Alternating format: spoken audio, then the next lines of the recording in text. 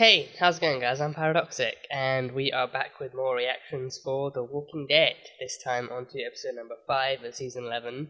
Last time we had Daryl meeting the Reapers. Daryl met the Reapers through Leah. Leah made a big very flashy kind of return, well, a very kind of sneaky return with some of her Reaper I was about to say co-workers, her Reaper teammates and everything. They kind of hunted down Daryl from the previous kind of night's kind of ambush on the group and everything. They hunted down Daryl, they hunted down Dog, and then Dog, without even a moment's hesitation, switched allegiances from Daryl to Leah like that. He had no qualms, no worries, no pressures whatsoever. He was immediately onto Leah's side afterwards. So there was that. But Leah is a Reaper. Leah is among the Reapers, and I think the Reapers are actually made up of, mostly made up of her original military group that she actually mentioned, but back in the season 10 bonus episodes, that she talked about having after, like before and after the kind of the fall happened and everything. So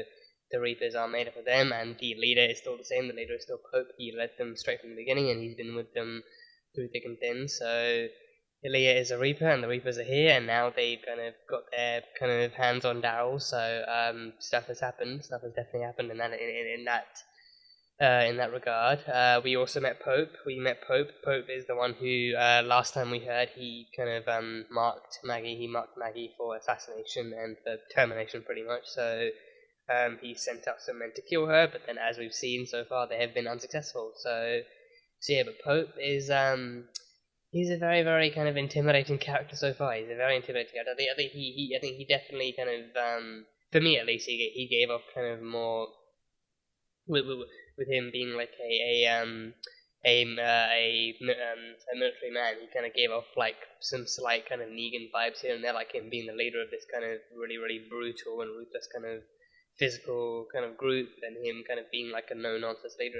Him being like a no-nonsense leader as well. Like he doesn't take no for an answer. He doesn't really accept mistakes or failures in any, especially doesn't accept lies either. Like one of the guys in his group actually lied to him about what had happened on one of their missions, and that got one of them killed. And then he kind of had telltale signs with the claws on his back and the marks on his back and everything. So Pope kind of put two and two together, and then he punished him by throwing him headfirst into a fire and keeping him there until he roasted alive. So he doesn't like no for an answer. He doesn't, like failure, but then I think failure, he could probably accept that as long as you learn from it, but then if there's one thing he definitely can't accept, it's you lying about what really happened, what really went down and everything. So he's a very intimidating kind of character in that regard. So that's Pope.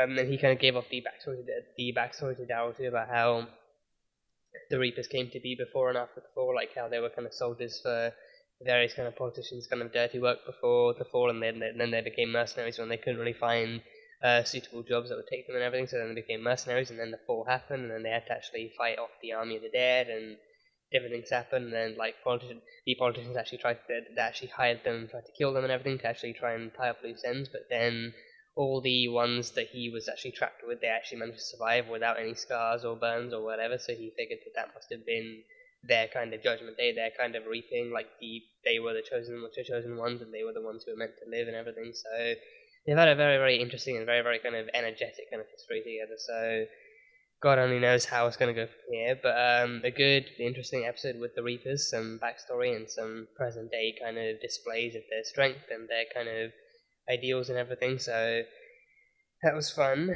But Daryl was initiated too. They locked him and Leah in a cabin together, and then set the cabin on fire. But then they both made it out, and then not only did they both make it out, but none of them had any scratches or burns or whatever. And then he also made sure that she got out first, and then that was like a proof to Pope that Daryl was all about loyalty and survival and everything that would make him a necessary Reaper. So they've pretty much damn near initiated him into the team already. So yeah, I don't know how things are going to go forward now if the Reapers do run into Maggie's group again, and then he has to.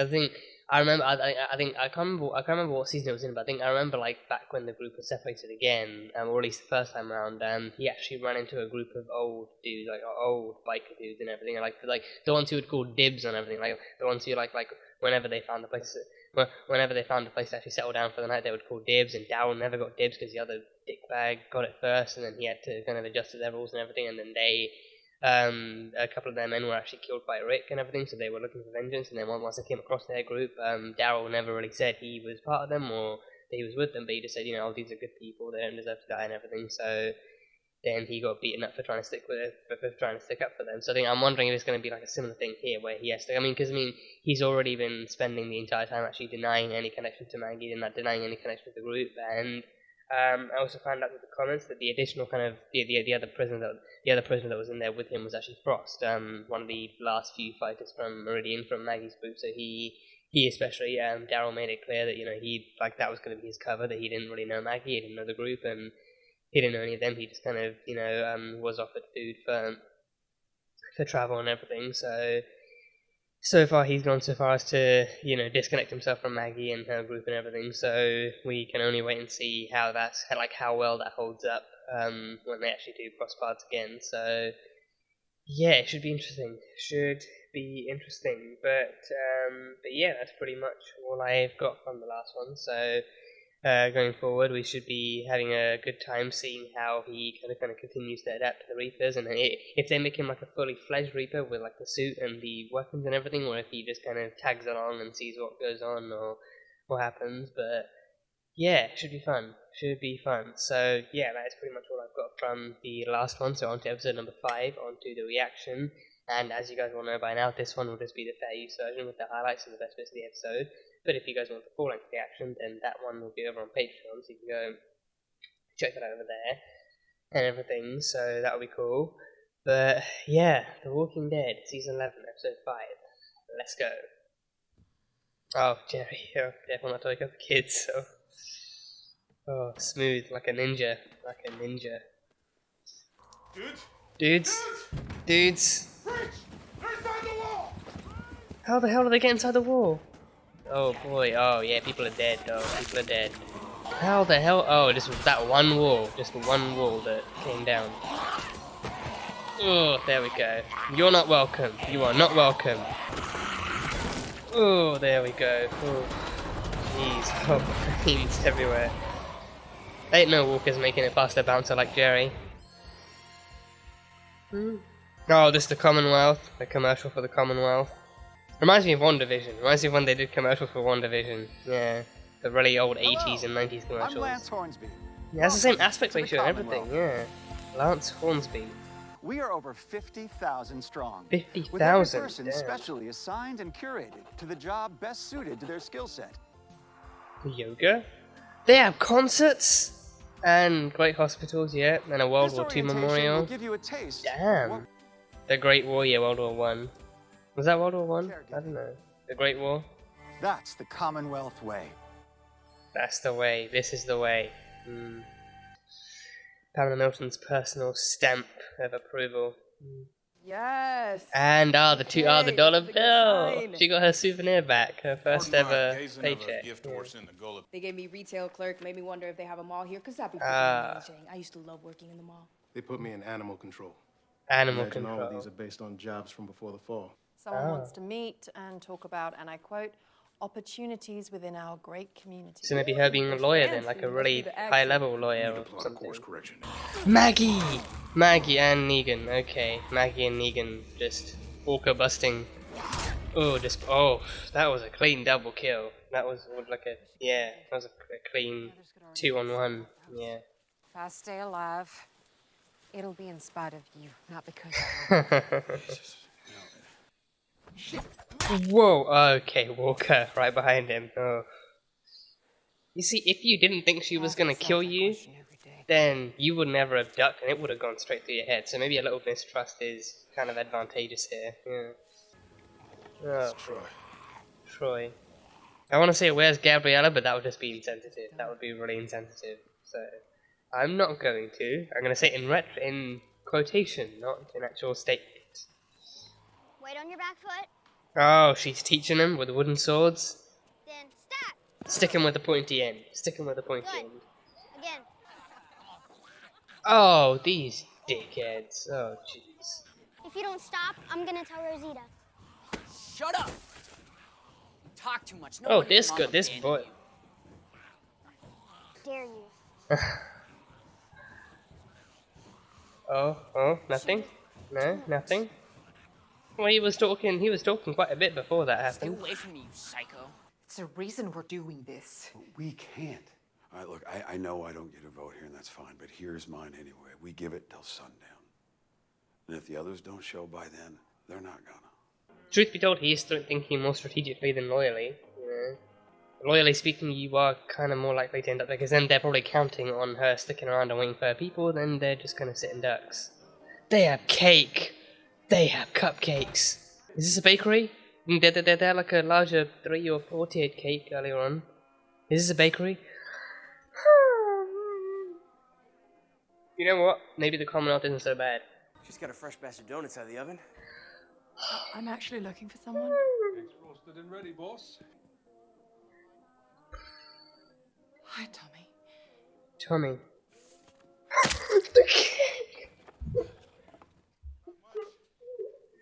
The cake! I mean, I'm glad they're reunited, but the cake looks so good, so colourful. Oh, they're reunited, but at what cost? At the cost of a damn cake? Really? Jesus. Oh, so her brother's a baker then. Her brother's a fucking baker. Oh, God damn it. God damn it.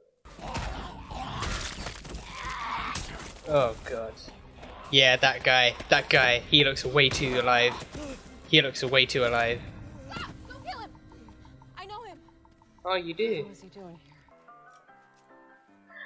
Ice cream! Oh, she makes ice cream. Extra sprinkles, please. Of course. Oh god, that's so good. They have ice. I mean, they have everything. I don't know why I'm surprised. They have everything. Their presentation is just, mwah. God. That wouldn't happen to be Rocky Road there, would it? They have Rocky Road. I've never had Rocky Road ice cream. I've never had Rocky Road. I've had quite a few flavors, but Rocky Road. And keep the change. No, Rocky Road specifically isn't one of them. I think like a Ben and Jerry's rendition of Rocky Road I've probably tried. Yeah. God, these buildings are so well maintained. I think that's the biggest shock. Yeah, the buildings are actually really, really well maintained. It's like it's been so long since we've seen a building that actually looks as clean as it used to before the fall. By any chance, is there an unofficial version of your offer? Didn't like a more immediate one, more like off the books, off the record. Yeah, Princess gets free ice cream. Yeah, although he kind of ate that, so I don't know how hygienic that is. But still, she gets ice cream. Oh, and there's Mercer. There's Mercer, still keeping a watchful eye. Never watchful. What the hell broke? A handprint? Was it you? No. Look at that shit-eating grin. That was him. You gonna pull another knife on me? I said I didn't do it. No way. Either it was him or it was a group effort. Either way, it was someone. I can help you put it back together, Judith. Me too. We all will. Yeah, the Fantastic Four. The Fantastic Four of The Walking Dead. Hell yeah. Screw the fucking teenagers. Teenagers are the worst. Carl wanted you to have a memory together. Oh, that was Carl's hand. Now it's Oh, broken. those assholes. He's gone. Everybody is. I'm worried I'll start to forget about them. Never. So long as you remember them, they're always there. Which doesn't help with a broken, memory thing. But still, yeah. But you don't need that to remember how much they loved you. Besides, I'm really good at fixing things. Yeah, I mean, you get some super glue, some tape maybe, and just stick it back together. Yeah. Name. And don't give us any of that alpha beta garbage either. And why do you keep the walkers? Protection, comfort, old habit. Yeah. I was about to say it's probably all he knows now. I think I have him at a walker who wasn't a liar. I snuck food to you during the long winters when Alpha wasn't looking. Not sure. Oh god, wow. Guess she doesn't know you that well after all. Aaron's right. We need to make sure he's not a threat. Let's get him into the cellar until we Yeah, I was gonna say keep him prisoner. Keep him prisoner. Yeah. Because I mean, if they do let him keep doing that thing, then if anyone actually does come back and they see him doing this, then it's gonna give them some kind of idea that it's all started up again, or it's still okay to do it. Nothing. Whoa! Are there whisperers? He's not alone. So they took shelter under the burned hilltop? This is Nabila's. Nabila, oh, his wife. No. They were in Alexandria. They burnt down our home. Oh god. No. Oh no. Oh. Oh god. Oh jeez.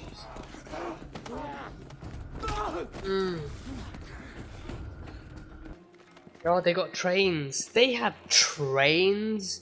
Wait, did they just have train platforms, or actual trains, or is this just like they've refurbished this all to be something else? I think it's probably that. I think trains might be the one thing they actually can't run. So they've remodeled the train station to be like more bureaucratic stuff. This whole time, just making cakes. Living the dream. Living the dream. Just making cakes and donuts.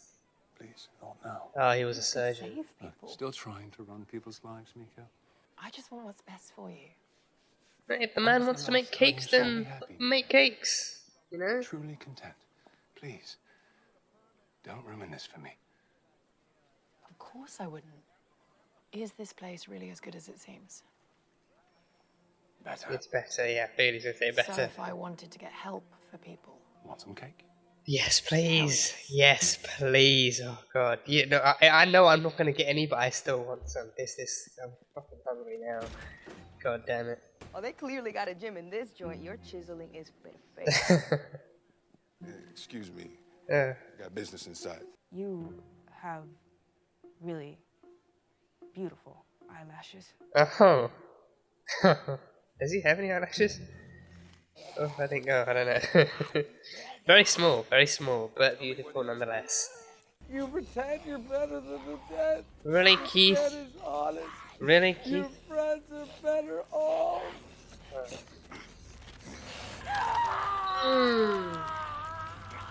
Oh, now he's bitten. Now he's bitten. See, the clock's ticking now. Yeah.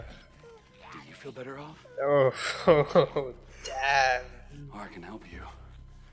Cut off your hand before the infection spreads and you turn. Yeah. I am doing what I have to keep everyone I love safe. You of all people should understand that. Not like this. We are standing on the ashes of what the Whisperers destroyed. Gracie is going hungry because of them. Oh my god, I feel like Joe's just gonna kill him. I feel like Joe's gonna kill him World's because of full of people Nabila's who are girl. beyond saving. what happened to Henry? And how I felt after. It controlled me. Yeah. I let it take me down a very dark path. People that I care about were hurt. I can cut your hand off. You can do it yourself. Choice is yours. Can he cut his own hand off? I mean, I feel like you're more likely to slow down or resist that way. Because you have control over it. Yeah, they got him. They got him. Eugene, are you okay? They got it. Hi. Are you all safe? Hello. Hey, Judith. Yes, we're all safe. We're doing okay. How are things there? I'm sorry, I need you to repeat. Whoa. Yeah.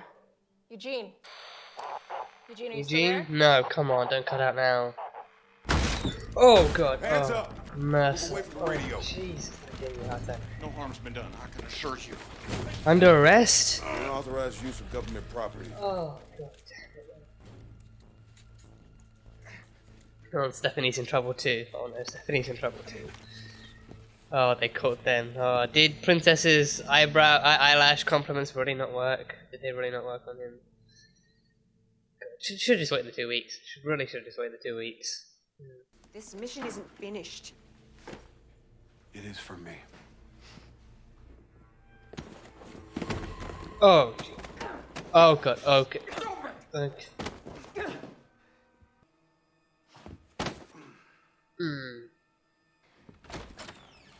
Shit. Oh my god, you made Whoa. Oh, Father Gabriel. And Elijah. That's Elijah. That's Elijah. You made it. You made it. Been better. Didn't know if you'd survived. But if you did, knew you'd be here. So waiting was, you know, What waiting about the was others? actually. We wait. Still wait. Well, waiting got them this far. Waiting got them this far. You've been granted a hearing before a judge within the hour. Oh, where's Yumiko? Where's Will be Yumiko? dropped off in a zone far outside our walls and banished from ever returning. We want to talk to our lawyer. Yeah, You have an Yumiko. attorney? Yumiko. Damn right we do. Yeah. A fancy one too. Yeah. Yeah. So if this place likes Went to rules so Harvard and much, everything. you have to let us have one. It's our right. I'll take it from here, John. Oh, it's Hornsby. I'm going to find Mercer. Oh, you're gonna go find Mercer, the guy who cooked him. Okay. He might be able to stop you from being banished, but it won't be scot-free. They're gonna go to prison. You'll have to pay for what you've They're gonna done, go to jail. one way or another. Oh, does the Commonwealth have a jail? I would not be surprised if they have a jail. Thank you for this and for what you said. We weren't all like her. Some of us just wanted to survive. It's still better to be upfront about things sometimes. We saw one of your people, the girl who came out of the cave where Alpha kept the Connie! Connie! They've seen Connie. And there were two, and then Connie and Magna. Was she Yeah, all Magna right? was with them. looked hurt, But Connie. alive. Where did you last Connie. In the woods, by the screaming cave. I think it's probably a good thing you didn't kill him. Yeah, where probably. that is he's talking about? Yeah, it's near Alexandria. Connie's out there alive. I know, it's getting late. It'll be dark before we get back. Start at first light, yeah? Oh, but who knows how far she'll get then? She's already run into Virgil. Who knows how far they'll get by first light? Oh, and the Whisperers are back. They came back. Yeah. That's the end of the episode. That's the end of the episode. Okay, so yeah, fun episode. Very, very fun episode. I think, truth be told, right, as much as I enjoyed the last episode, I think I do kind of, I guess, like, I do slightly favor more, like, the ones like these episodes where they jump back and forth from various perspectives and actually give you a little bit of everyone, kind of gradually over time and stuff. Because I think with this one, with the Reaper one, I was happy with the fact that we actually finally got some Reapers content and that we actually finally got some backstory and explanations to who they were. But then it's like, you know, I think as it's meant to, I think it still left me with some kind of feeling. It's like, okay, like now I wonder where the others are and how they're doing and what they're getting up to. So now this episode definitely quenched my things. I think, yeah, I mean, I guess I'm not too sure if that's like me favoring it or if it's just me finally being satisfied with finally seeing everyone else and seeing what they're up to for change. But either way, love this one. Really love this one. It definitely felt like a bit of a pick me up from the depressor that was the last one. So yeah, so we had the Commonwealth stuff. The Commonwealth, we met Lance Hornsby, who I can't tell exactly what he is or who he is. I think there was an actual kind of title under his name in the Commonwealth video, but I can't remember what it said. But he is involved in some way, and apparently, according to Stephanie, he is the one person that they can trust to help them get out of this pickle that they have landed themselves in. So that is a definite plus. And I think the actor for Lance Hornsby, I think, you know, he is definitely one of those actors that I've seen in various other places. I have no idea what his actual name is, but I've seen him in various other places, in various other roles, and he's been in some stuff here and there. He's got like quite the kind of credit list, but I can't. I think maybe one thing. I don't know, because his face. I think he has one of those faces. I feel like he has one of those faces. He has one of those faces that is quite kind of expressive and emotive, but then it's also like a face that you don't really forget all that easily, maybe. But I don't know. I've seen him in some other places, and it seems familiar that way. But other than that, nothing really comes to mind right now. So he is the guy in the videos. I think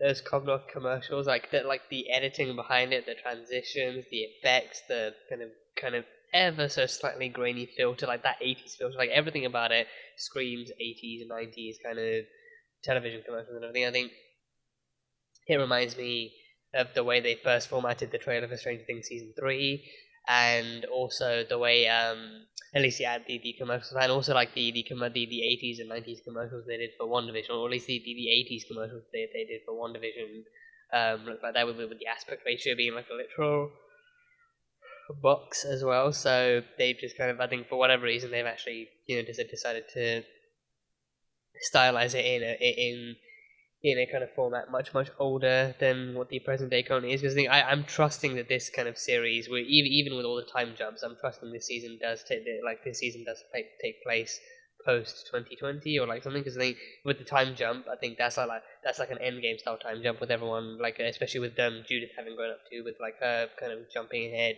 5 or 6 years. So with that one, it's similar to an Endgame style kind of time jump. So with that one, I'm guessing that must put the season ahead to like 2025 or 6 or something. So maybe then. But yeah, no, like it's definitely like an interesting choice. I think maybe for like nostalgia's sake too. Maybe for nostalgia's sake, maybe they've done that. But yeah, no, the Commonwealth. Oh, the Commonwealth.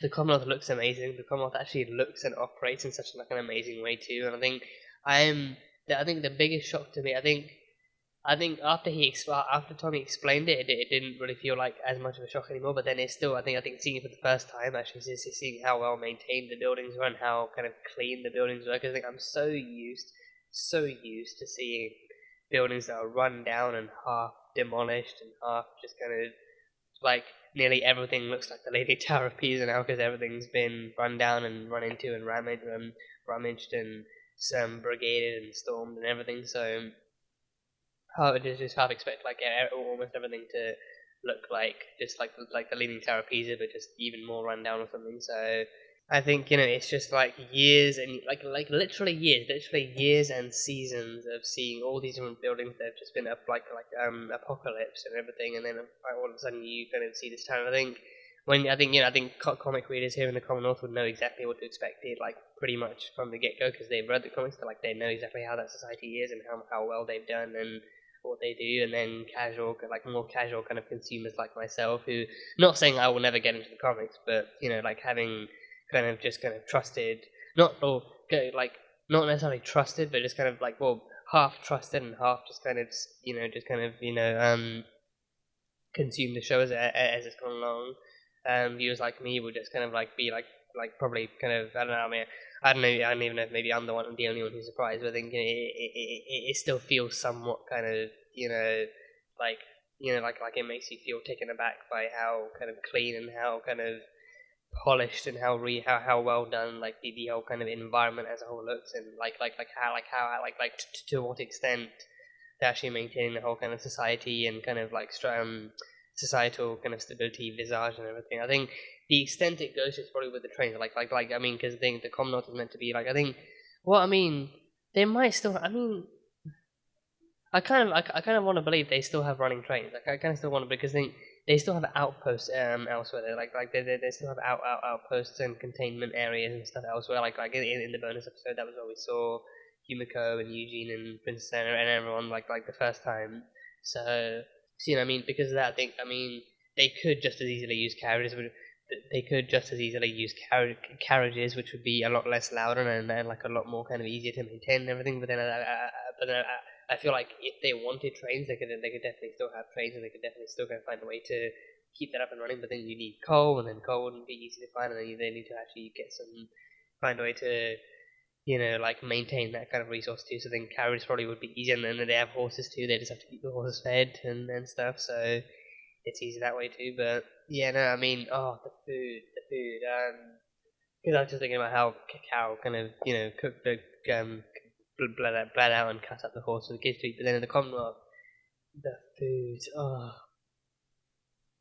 It's been 84 years since we've seen cake and donuts and ice cream and everything. Just walking in. I think when Yumiko was looking in the window at the cake, I didn't my mind was I was still on like another talking point at that point, so I didn't fully process the fact that there was a cake there. But then when she walked in and saw the little mini cupcakes, that was when I realized, oh shit, there are cakes. I think I actually remember seeing another like 3-layered cake beforehand too. But then she walked into like a full-on bakery. She walked into a bakery and there were cupcakes and there were other kind of stylized cakes and there were cakes. Oh god, there were cakes, and the guy walked in saying that they actually just got like a fresh batch of donuts. They had cakes and donuts, and then Tommy walks in. Tommy made. I don't even know if we can call it a sacrifice, but he paid the ultimate price, seeing his sister again. He saw his sister for the first time in what is literal years. For the first time in literal years, he sees his sister again, and years have passed, and then they both look different, but they can still recognize each other. And then upon seeing Yumiko again, his hands just can't help but just kind of go limp, and then he just drops the cake. Oh god, we have seen people die on the show. But I don't think very few things have been nearly as painful as watching that cake get dropped. Very few character deaths in the show, for me, very few character deaths in the show have been nearly as painful as watching that cake get dropped on its beautiful, beautiful top. Just, it looked so good, so colourful with the roses and everything. The designer, and he made a great cake. He made a beautiful cake, and then this all of a sudden this reunion just kind of made him literally drop everything and gasp in awe and shock and everything. So, oh god, that cake. R.I.P. to the cake. R.I.P. to the cake. Just, didn't even get to live long. Didn't even get to fulfill its purpose. But yeah, oh god, oh jeez. I don't even know if I can actually bring myself to watch that back in editing. I might just have to skip over that and just kind of hope that edit goes through cleanly. But no, I don't even know that. That was painful. That was painful. But they have cakes. They have a whole bakery, just with like ovens and everything, so they can bake cakes and they can do donuts and they can just have oh god, just so good, so good. And they have like ice cream vans too. They have actual ice cream, like what are they called? Like ice cream stalls or like vendors or something. I think that those might be the words I'm looking for. I think they have like ice cream carriages. They have ice cream carriages and everything, and they have all the different flavors. And they have Rocky Road. I think Rocky Road. I think I can't say for sure that I've ever actually tried classic Rocky Road, but I think Ben and Jerry's do their own renditions of various different flavors. I think I'm like 70% sure I've tried out a Ben and Jerry's rendition of. I've tried out Ben and Jerry's chocolate fudge. I think, is it chocolate fudge? I think like something chocolate fudge, like chocolate fudge brownie. I tried out chocolate fudge brownie at Ben and Jerry's. That was really good. And I think once I tried out Rocky Mountain or like Rocky Road or something. Like I think probably Rocky Road or Rocky Mountain. I think either one of those are like their own rendition of Rocky Road and everything. So there was that, and then I think Cookie Crumble. I think I might have tried Cookie Crumble. So there's that. But yeah, Ben and Jerry's is like a whole kind of thing, and their ice cream is just so fucking great. But yeah, Eugene was happy with Stephanie's selection. Stephanie has great taste in ice cream, so she just, she's really cute. Stephanie is really, really cute. Eugene is a very lucky man. She is very cute, and she has great taste in ice cream too. So that is a definite plus. That is a huge, huge plus. So yeah, but God, they have food. I think I mean, on the one hand, I would have loved to see what else they have. Like if they have like a pizza place, if they have a pizza place, if they have like other kind of, if they have actual kind of restaurants too. I think I would be surprised if they didn't have any actual restaurants. But then I feel like the more we saw, the hungrier I would get. The more we saw, the hungrier I would get, and I would just be envious of everything that Eugene got to eat and everything. So yeah, they have everything. They have everything. So we had back to the people. They had Lance Hornsby, who we have yet to properly fully meet outside of the video, and then Pamela Milton. Pamela Milton is, I think, the ultimate kind of founder and leader of this entire place. So Pamela Milton, I think she had like a hotel named after her too, the Milton Hotel. So she kind of is in charge of and running like a lot of things. Yeah, I think based on that too, I feel like she might have been one of the founding members of her. I definitely get like founding members kind of vibes, or like CEO vibes or something. So because I think Tommy mentioned that he fled Chicago when the fall first happened, and then he actually and then afterwards he ran into like a good group of people, and then soon after that they actually got together with more people, and then they actually founded the Commonwealth. And I think back then it was just like a few, like a smallish place, like a few branches and everything. But then soon afterwards, they actually managed to expand and become like a whole city. And then after that happened, they went into bureaucracy and went into all these different areas of society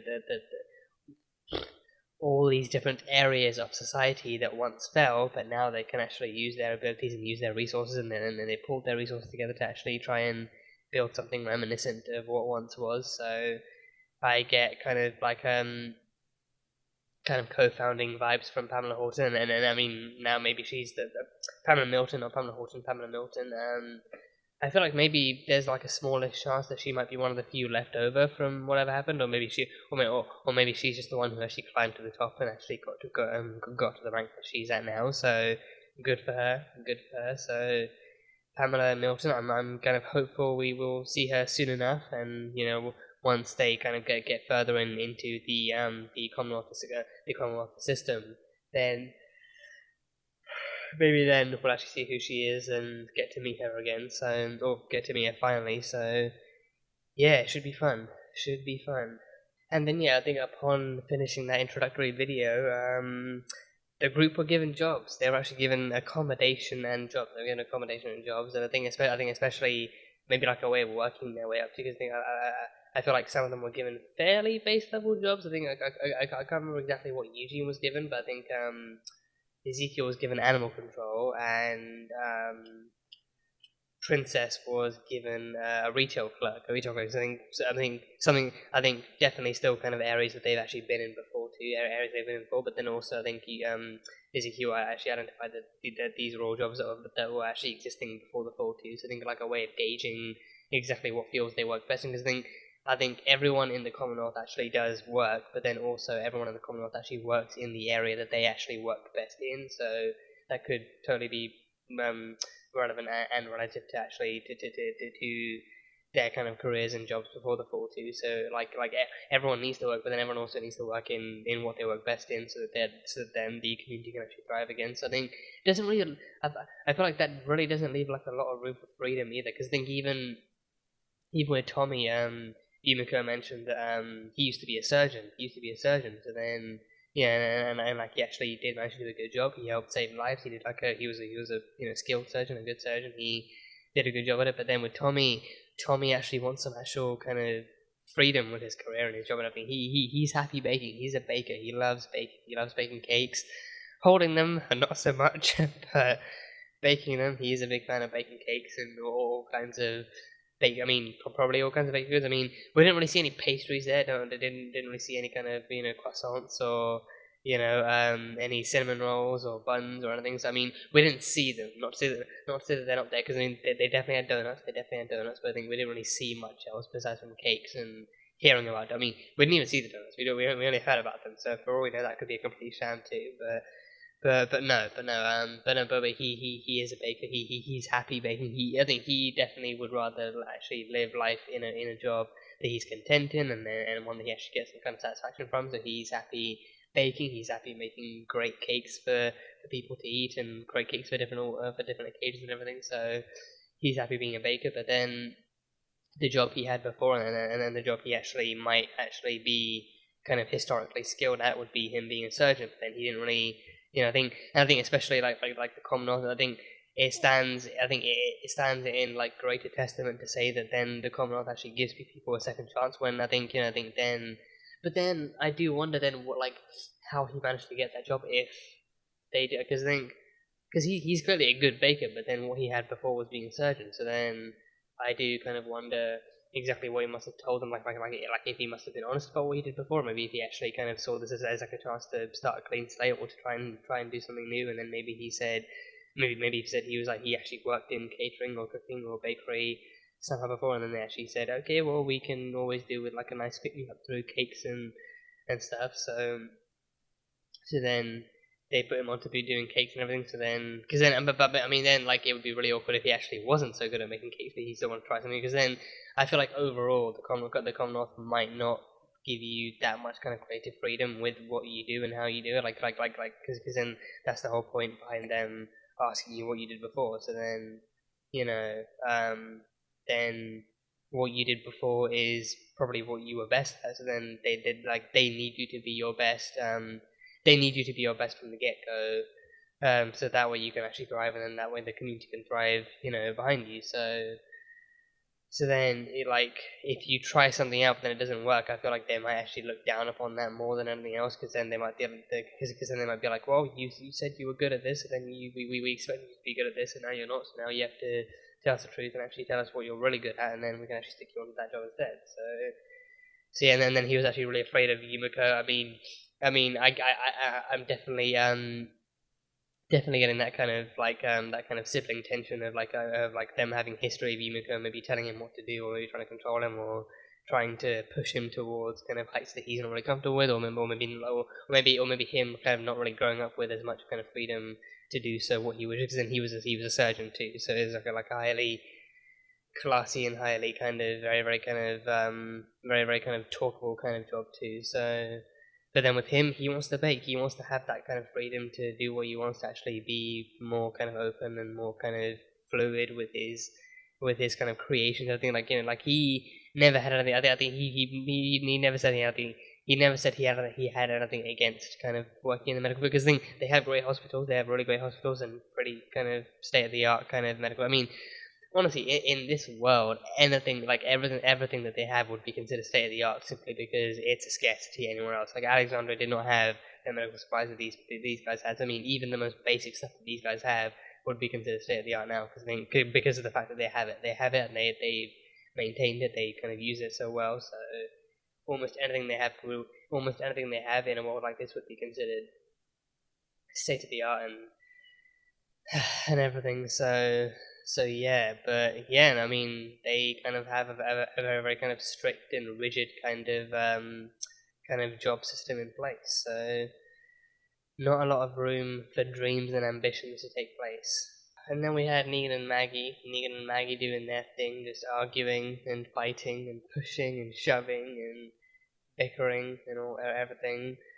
And yeah, Negan having so they got to the house, they got to the Meridian house where the food was and all the supplies were, and then they had the kind of idea to. Then they were kind of conflicted between the idea of actually waiting for the others and waiting for whoever else was left to actually try and find them, and then wait, or instead Negan's idea of actually going back with what they have and actually going back to the people that they still know are back at home instead and everything. So yeah, I think it's definitely like those two different kind of opposing perspectives of like strategy versus loyalty, and like Maggie wanting to remain loyal to whoever's left and actually still waiting for them to come by, and then Negan thinking more like somewhat more strategically and thinking that like if they go back with what they have, then they can still save whoever's left, and also like that they run less risk of actually being ambushed or being kind of attacked by any Reapers who might bank on the fact that they're actually staying behind to wait for others and use that as some kind of ambush opportunity and everything. So yeah, but then I think just those two kind of going at it again, just kind of distrust between each other and like still kind of like obvious tension between them. I think. I mean, I've heard like some people kind of complaining and actually wondering how long it might go on for, but I think what's important to remember is that, like I definitely feel like even like I think part of Maggie might feel like some hostility is unnecessary, but I think for the most part she just can't wait for this to be over, so then she doesn't have to keep wondering, is she being too harsh? But then maybe no, she's not being too harsh because she still lost them, because then, I think it doesn't even feel tedious to bring up like what she's lost at Negan's hands. Like there is no reason for her to trust him whatsoever, and all things considered, I think she is genuinely like a lot calmer and a lot less hostile to him than she was before. But I think it's also because of the fact that like she was hostile to him before, and then as a result of that he left her to die on the train track and everything. So now she has even less reason to actually trust him, but then she knows that if she actually does push too hard, then Negan, being Negan, he will also kind of then do the same thing and everything. So, although I think part of me would like to think that Negan kind of learned his lesson, that Negan has learned his lesson from that too. That if you want them to trust you, then you can't be putting risky shit like that and actually being there for them when they need you. But then, I think Negan alone, he is banking too much on the fact that he has helped the others, Alexandria, do whatever, and then he's now thinking that is his one way to get back into their good side, as if he was ever in their good side to begin with. Then he's banking on the fact that he's done the stuff with the Whisperers, and then that kind of that maybe absolves him of anything he's ever done before that, or that kind of absolves him from any kind of future guilt or anything. But then he's completely kind of because he has to this day, to this episode, he has never formally or fully apologize for what he did. I think maybe he's thinking that, you know, like an apology probably would not work. It would be worthless. It wouldn't really matter to her anymore. But then, literally the only time he's ever mentioned Glenn is in describing putting him down like a dog back in that kind of first episode in the subway where they were with the kind of other kind of Reaper walkers and everything. So you know, that's the only time he's ever brought him up. He's never actually brought him up to actually apologize about him, or to apologize in his name, or to actually try and do something right. But then he's only ever brought him up in a way that would like intentionally and knowledgeably antagonize Maggie. So, you know, like the way he's going about actually trying to cooperate with Maggie is very, very kind of like thin, icy, and it's very, very kind of risky and very staggered, and a lot of reluctance is involved in this kind of in this kind of partnership and everything. So Maggie just kind of wants it to be over, so then that way she doesn't have to think about working with him too much again. So she's hoping for it all to end very, very swiftly and very, very quickly. So then, you know, that kind of stuff doesn't really work out in any favor of actually repairing like something between them. But, you know, I mean, I think, truth be told, this episode was actually fairly lighter than what we've had before. I think besides from the pushing and shoving and those kinds of like physical contacts, I think it seemed like a lot noticeably calmer and like a lot noticeably more kind of cooperative than what we've had before. So I feel like maybe that's like one kind of step in the right direction, and one kind of sign that things might be moving into a lighter mood than we've got. So then maybe they actually aren't going to drag this out for as long as we thought. Maybe they're not going to drag this out that long at all. So maybe soon enough we'll actually see some kind of resolution coming from this. And I think the resolution will be the resolution. Whether that resolution is actually patching things up, or whether the resolution is going to be like, okay, we stick together for now, but then once we get back to Alexandria, we don't know each other, we go our separate ways, and then that way they just kind of cease contact and cease communication altogether. So I don't know, I guess we'll have to wait and find out exactly what that kind of future holds for them. But I think right now, I think they've kind of come to some like a semi-conclusion that they just kind of haven't really don't have much choice but to be within 5 feet of each other. So, and then there were those teenage dickheads at the Alexandria, teenage assholes, just, you know, those scared kids. I think as soon as I saw them playing like the finger near the mouth with the walkers, like as soon as I saw that happening, I was like, okay, for one thing, they're obvious, what's the word? Like, I mean, there are words coming to mind right now, but I think there's like a more like they're obvious, like what's the word I'm looking for? Like troublemakers, or like they're obvious kind of like they obviously they obviously like to mess it up. They obviously like to cause up some trouble because they're bored, or because they are just troublemakers or whatever. They're just obvious kind of little shits, but. You know, as soon as I saw that, I was like, okay, this just isn't really going to go anywhere good, is it? So then she goes up to them and actually, you know, doesn't talk enough. I think it reminds me, I think there was a scene similar to that in like a much, much earlier season, back when Lizzie and her sister were around. There was a scene similar to that, like back then I think when they were at the prison, because I think Lizzie was the one who kind of believed that that there were still people inside walkers, and that they still had souls or personhood or identity or whatever, and she started actually naming the walkers, and then Carl kind of saw her naming the walkers, and he tried to get her to stop that, but then Lizzie was never stopped, and she went too far, and she killed her damn sister and everything. So I think it reminds me of that scene, but with this one, it's like it's just the kids actually treating the walkers as a joke, and still kind of like playing kind of finger stuff with the walkers and everything. So then they were just kind of messing about and causing trouble, and then that one kid, that one curly haired little dick, just had to get all handsy and get all tough and get all kind of intimidating with Judith, and actually try to mock her and everything. Yeah, and he said, you know, he said, like, you know, he called her he called her something like a whiny baby or something, and then he said, you know, oh, no wonder your mother abandoned you and everything. So then my mind initially went back to Laurie, to the woman who actually kind of, had Judith cut out of her by Maggie. I don't know why, but my mind flashed back to Laurie, and I was like, and then that got me thinking, wait, does Judith know about her backstory? Did Judith know that Shane was her dad, or that, like Laurie was her birth mother, and that Rick, I think she must know that Rick was her actual kind of, like her adoptive father, because I think even Rick had no genetic he had no genes within Judith. He took her in after they both died. He took her in, and then Michonne came along, and then she took her in. So I think Rick and Michonne were then her kind of adoptive parents too. But then I remembered Michonne. I was like, oh, he meant Michonne, because I think Michonne did literally leave. Michonne literally left the show. She literally left the whole kind of. She left Alexander. She left to find Rick. She left to actually find Rick. So she literally left Judith, and she left Alexander, she left the group, she left everyone, so then that was the mother who abandoned her. So then I was like, oh, this little dick, this little prick, this utter prick, just using shit like that to try and rile up thingy, and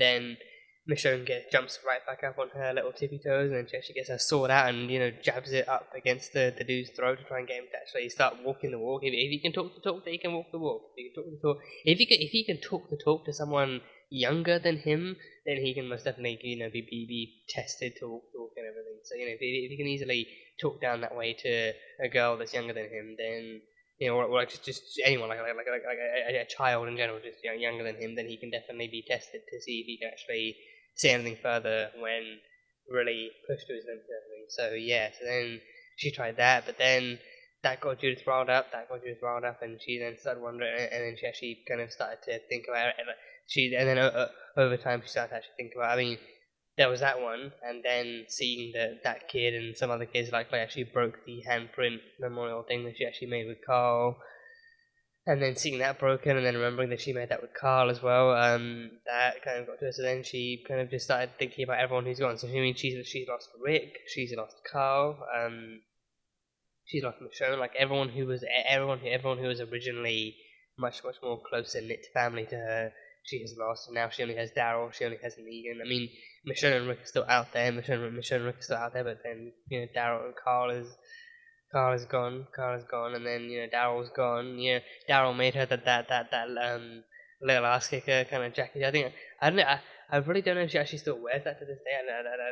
I've never really noticed it, if that's still one of the patches on her jacket now, if she still keeps that on her, but he made her that jacket. So I think Daryl is now gone. He's in tangles with the Reapers and everything, and Michonne's gone, and Carol's kind of off doing her own thing too. So I think she has very few people. So I think I'm glad that if anyone, they still actually gave her something with Judith in this episode, and then they still gave her some kind of scene with Judith.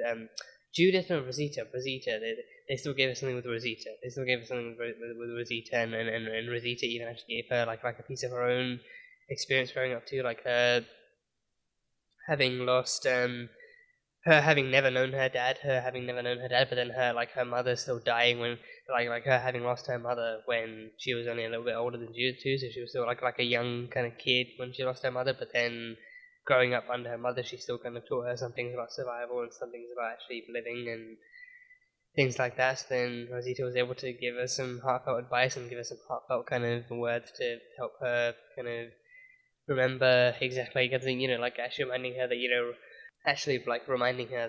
Rick and Carl both kind of taught her how to live, so that she'd be able to live on in the wake of their kind of end and everything, in the wake of their kind of absence and everything. So having a scene between Rosita and Judith was still very nice. So that was good. And then they came close to communication too. They actually came close to communication with Eugene. Eugene and Stephanie actually tried to get on the radio within the Commonwealth, and they kind of got through everything. It was the unofficial version. The official version would have actually taken them 2 weeks. And I think, honestly, they probably just could have waited. Just probably for the sake of less hassle with consequences, they probably should have just taken the 2 weeks. And actually, then I think that 2 weeks then would have actually, because then even Eugene actually said that this is the kind of place that my people would really thrive in, this is the kind of place that my people could really do with, an actual kind of self-sustaining and place that they would only have to contribute to, but then a place that they could actually, get some help in, but also be able to live in a more prosperous and more kind of thriving kind of way. So then if they'd taken that 2 weeks, then that 2 weeks would have been used for them to properly try and vet the place and see exactly how well it runs, and seeing exactly how it runs, and even working there themselves, seeing how the working conditions are, and seeing how good and how well the jobs are, and actually seeing if it actually is a fit place for them to work. But then, again, I feel like with the Commonwealth are kind of slated to kind of be, I think maybe semi-antagonists this year. I'm not really sure, but the Commonwealth are kind of slated to be kind of like a not so great place to live, or not so great people. So I think maybe that could have been the key. Maybe actually spending some time with the Commonwealth could have been the key to discovering that, and then actually being like, okay, this place is actually kind of dodgy deep down, so we can't really fully stay here, so we have to get our people and get them out and everything. So it could have been the way, but no, they just have to go for even more kind of bureaucratic drama, and actually then break some laws and trespass and damage whatever they damaged, and then use like have unauthorized use of government property and everything. So they had to go through the hassle of getting arrested and charged, and had to have a hearing with the judge and everything. So yeah, but then with Yumiko being the fancy Harvard lawyer she is, who went to Oxford and then she went to Harvard, she can easily stand and defend them, and actually, probably not easily, but I think maybe once she knows the full story, maybe then she can actually still kind of operate on their behalf and everything, and actually still try and do something. So I don't know, just maybe, but either way, they got close. So yeah. And then there was Keith, the former Whisperer, who was still using his kind of habituous tricks, and his habituous Whisperer tricks actually heard the walkers around the hilltop thing, and then the group went back to Carol, not Jeremy, Jerry, Carol, Jerry, Aaron and Lydia went back to Hilltop to see what was left, and the place has been burned to crap, and even the people within have been burned to crap too. I think they actually found some of their kind of fallen friends, like their fallen brothers and sisters and everything, and they actually kind of saw them and they had to kill them and stuff, and then they actually noticed the walkers being herded and stuff. So then there was like one whisperer among them that was actually doing his thing. I thought I was kind of half expecting it to be some kind of an ambush of like 3 or 4 whisperers among them actually scattered throughout, but then it was just the one guy who was doing it just out of habit and just doing it because it's what brought him kind of peace and comfort, and it's what he knew how to do. So he was like reverting back to his old ways in a completely harmless way too. He was actually keeping them contained within the hilltop wreckage and everything, so not using it to take out any other groups, or even not taking them back to Alexandria. So there was that. But then Keith, like thinking more and more about that scene as it was happening too, I think it's kind of fair on both sides too. I think both sides have like a reasonable and respectable kind of amount of fear and trepidation regarding that kind of like a situation too. Like I think Aaron and Jerry are like just afraid of what could happen if they actually let him go, if they actually let him and the others. They go in thinking he's the only one, but then they actually take him down to the hilltop kind of prison kind of area, and then they find out that there are actually more whisperers among them. So then Keith lied about actually being alone and being the only whisperer there was, and then even Lydia couldn't fully vouch for him because she wasn't really sure if it was actually him doing what he said, or if what he said was even true. So she couldn't vouch for him, so then they actually took him down to the prison, and they found more whisperers too, and then they found out that he lied about being the only one and everything. And I think to be fair though, he kept them down there, and I think it was clear enough. It was clear enough that place was definitely being used as shelter. Like it wasn't a case of like him kind of like luring unsuspecting people into the herd and then actually taking them out, or even actually doing some kind of signal that would actually draw the others out of the prison. But he was actually keeping them down there for shelter and for safety and everything. So then they were actually uncovered as being prisoners and everything. So there was that. And then the fact that they actually found more kind of supplies and more stuff, and then even Jerry found Nabila's kind of scarf and everything. So they have all lost so much at the hands of the Whisperers. And then I think the way that the scene unfolds, they're just finding out more and more secrets, more and more stuff that Keith has kept from them, and more things that he's lied about and everything. So then and then finally that kind of like facial kind of nudge towards Keith, and like him grabbing the knife and trying to stab Aaron, and then actually giving the others a chance to escape too. I think it was just so much of what went down could have been avoided if they were up front, but then at the same time, exactly why Keith wouldn't be up front too. Keith knows that Keith Keith was not only one of the ones afraid of Alpha, but then he also knew exactly what Alpha did to these people and to their home and to their family, so he knows that, like, he's even more at risk if he opens up. But then, on the one hand, if he opened up, then that kind of honesty would have actually gone a long way in helping him kind of stay alive and helping him keep his friends alive. But then at the same time, it's like, he doesn't know what they're going to do. If he doesn't know he didn't know what they were going to do once they actually found the other Whisperers in the prison cell. Like maybe they'd round them up for like a mass execution, or maybe they'd kill them all off one by one, or maybe they'd actually do something else. But he didn't really know how to fully trust them or anything. And I think easily Jerry and Aaron were like being the most kind of intimidating among them, and then Lydia was hesitant to try and do anything, and then Carol was like, you know what, he's got a point, we've got to kind of keep him prisoner and actually see what he knows and see what happens and everything. So there was that. So then that prison scene happened, and then that led to him kind of being hung up on the rope and being interrogated by Aaron, and like being interrogated with the walker at like face distance and everything. And he got close. I think first he got close with the walker actually biting off like the piece of his shirt and everything, and then after that finally Keith started spouting some shit. So just started chatting random shit that just got Aaron more and more riled up by the second, and then finally Aaron actually let him have it, and Aaron actually let the walker have it, and then I think he either took off like a finger or like just like a good chunk of skin from his hand, and he bit that off fully, and then that was the start of the infection. And then he was like, you know what?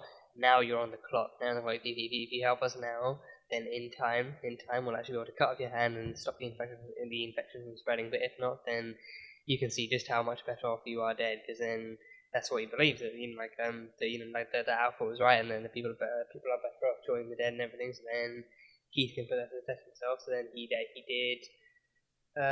So then Lydia stormed off, and then Carol, seeing where this was actually taking, what kind of path this was actually taking Aaron down.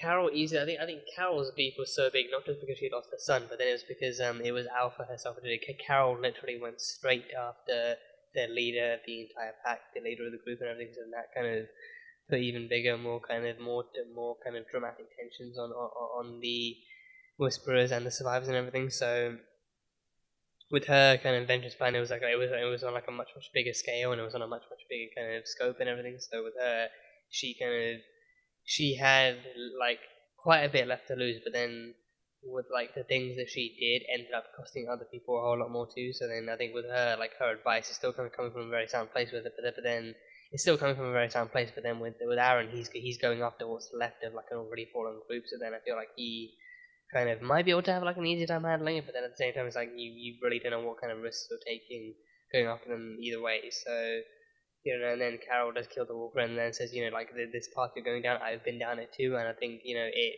didn't really give me all the closure I needed, but then even worse, it actually ended up hurting more of the people that were actually closer to me, and actually ended up hurting them and costing them everything, because I was too shrouded with vengeance and blood and everything. So then that kind of conversation got them to finally kind of cutting off taking Keith's hand and giving him the bandage and actually taking all the stuff back and everything. And then Keith's the one good thing Keith did, the one good useful thing Keith managed to do in the wake of being saved by all this. He told them about Connie. He actually mentioned having seen Connie. He mentioned having seen Connie and Magna leaving the cave, but then he did say then first there was two, and then the two became one. So then we know Magna is back with the group. Magna is actually reunited at the group with Alexandra. She's back with the group there. But with Connie was the only one who actually kept on walking, and she still kept on kind of going and got lost and wandered about, and she didn't run into Virgil. But then Keith actually remembered exactly he remembered exactly where he last saw Connie too. So the woods next to the Screaming Cave outside of Alexandria. So then.